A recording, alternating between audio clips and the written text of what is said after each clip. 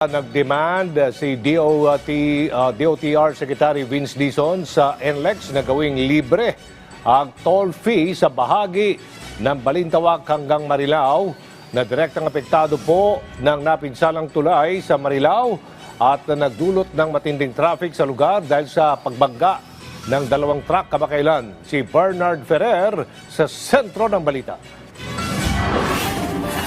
Nanawagan si Department of Transportation Secretary Vince Dizon sa pamunuan ng North Luzon Expressway o NLEX na huwag maningil ng toll sa mga apektadong bahagi ng expressway dahil sa mabigat na dalo ng mga sasakyan dulot na ng pinsalang Marilao Interchange Bridge.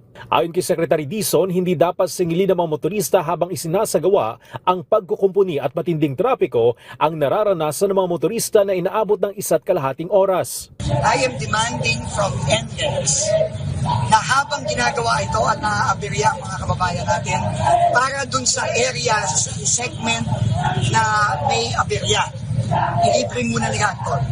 Walang dapat babayaran ng mga kababayan natin. Habang ginagawa nila ito at habang 3 oras, 1.5 hours silang nakabinbid dyan. They owe it to the public na wag muna silang manigil. For that segment lang. Ipinag-utos din ni Secretary Dizon na tapusin sa loob ng 1 linggo ang pagkukumpuni sa Marilao Interchange Bridge. Gayunpaman, ayon sa pamunuan ng NLEX, aabutin ng 2 hanggang 3 linggo ang pagsasaayos ng napinsalang tulay. Sa ngayon, mabagal pa rin ang daloy ng mga sasakyan sa NLEX, partikular sa bahagi ng Marilao. Bagaman may 3 linyang nadaraanan, nasa 20 hanggang 30 kilometers per hour lamang ang takbo ng mga sasakyan. Tanging Class 1 vehicles ang pinapayagang dumaan sa apektadong bahagi, habang bawal muna ang Class 2 at Class 3 vehicles. Ipinatutupad din ang stop and go scheme sa lugar. Samantala, nagpulong ngayong araw si Secretary Dizon kasamang iba't ibang transport groups upang talakayin ang mga alalahanin kaugnay ng Public Transport Modernization Program.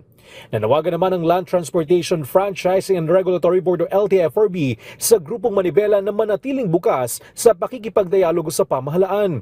Kasunod ng biglaang pagkasa ng transport strike ngayong araw sa halip na sa susunod na linggo gaya ng nauna nilang inihayaga. Pakinggan ng mga nagtitigil pasada na nagre-reach out mismo ang bagong secretary ng DOTR, si Secretary Vince, at open siya sa mga maaring magawang improvements. Tiniyak na opisyal na nakahanda ang pamahalaan na maglaan ng libreng sakay kung may maapektuhang mga commuter. Bernard Ferrer para sa Pambansang TV sa Bagong Pilipinas.